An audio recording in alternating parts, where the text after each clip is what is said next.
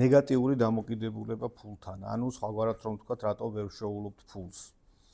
არსებობს გარკვეული ტიპის ცრურწმენები და ერთგვარი განწყობები, რომელიც ნეგატიური განწყობები, რომელიც უკავშირდება ჩვენი და ფულის ურთიერთობას, რაც შემზღუდავი რწმენა წარმოდგენებია და ხშირ შემთხვევაში მიზეზი იმისა, რომ ჩვენ ვერ ვშოულობთ საკმარის ფულს, არის ჩვენივე თავი და არაფერი სხვა. მე ადრე მითხრა ერთმა ებრაელმა კაცმა ესეთი ანდაზა, რაც მომეწონა, რომ ჩემს შვილებსო, მე ასე ვასწავლიო და ჩემმა წინაპრებმაც იგივე მასწავლესო, რომ ორი ტიპის ადამიანი არსებობს ცხოვრებაში. ერთი ის, ვინც ხვის ფულს ინახავს და რაც არ უნდა მდიდარი იყოს, ყოველთვის ხვისი ფულის შემნახველია და მეტი არაფერი, და მეორე ის, რომ შენი ფული სადღაც სხვაგან ინახება და შენ შეგიძლია ეს ფული უბრალოდ დაიბრუნო და წამოიღო სახლში. ეს საინტერესო ფორმულაა, რომელიც გარკვეულ აღზრდის სისტემასთან არის კავშირში, მაგრამ მე ახლა ჩამოვთვლი, რა ვიცი, 15, 16, 14 რამდენიმე შემზღუდველ რწმენა წარმოდგენას, თქვენ კალამი ფურცელი აიღეთ, ჩაინიშნეთ და 5-ზე მეტი თუ აღმოჩნდება, ჩათვალეთ, რომ თქვენ უკვე პრობლემა გაქვთ ფულთან ურთიერთობაში და ვიდეოს ბოლოს ვიტყვი რა კურსს შეგიძლიათ დაესწროთ. პირველი ეს არის რწმენა წარმოდგენა, რომ ფული ბოროტებაა და ფულიანი ხალხი აპრიორი ცუდი ტიპები არიან, ისინი სხვაგვარად ვერ იშოვიდნენ ფულს. მეორე, ჩემი საგვარეულო, ჩემი წინაპრები ღარიბები იყვნენ, ვერც მე გამდიდრდები, ან არც მე უნდა გამდიდრდე. მესამე, ფული ხეზე არ იზრდება, ძალიან ბევრი შრომაა საჭირო იმისთვის, რომ ჩვენ ფული ვიშოვოთ და ფულის შოვნა აუცილებლად უკავშირდება სიძულწეს. თუ მე ძუნწი არ ვიქნები, ფულს ვერასოდეს დავაგროვებ, ან ვერასოდეს ვიშოვე. მეოთხე, ფული კაცს აფუჭებს.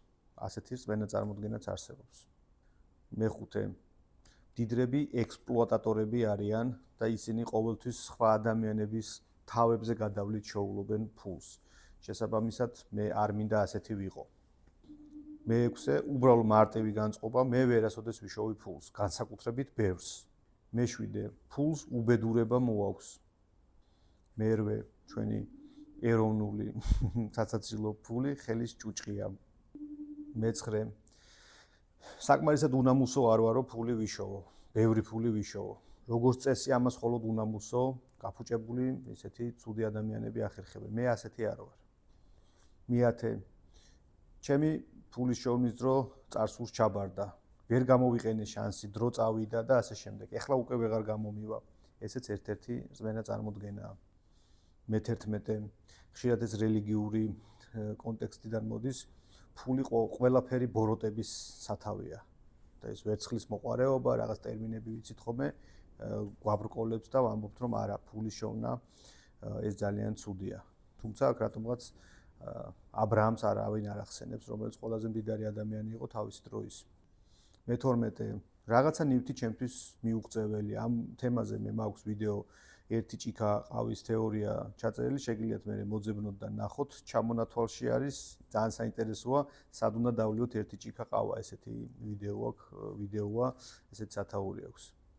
მე-13, რასაც იშოვი, ჯობს იმ წუთასვე დახარჯო, დროულად მოიშორო ფული თავიდან, რადგან ეს გაჩერება ფულის დიდი ხანი არ შეიძლება შენთან. მე-14, ფული რომ მქონდეს, ყველა პრობლემას მოვაგვარებდი. აი ეს კავშირი, რომ თითქოს ფული ყველაფერს აგვარებს, ერთ-ერთი ყველაზე მთავარი და ისეთ რთული რწმენა წარმოდგენაა, რაც სხვა რაღაცებთან არის კავშირში, მაგრამ თქვენ თუ ამოგივარდათ, უბრალოდ მოინიშნეთ. და ბოლო მე-15, სიმდიდრე წყევლაა, მდიდარი ოჯახები, მდიდარი ადამიანები, დაწყევლილები არიან, იქ სიყვარული არ არსებობს, იქ სიკეთე არ არსებობს, იქ ყველას ერთმანეთის ძულს და ასე შემდეგ. ესეთი რწმენა წარმოდგენაც არის. თუ ახლა ამ ჩამოთვლილ 15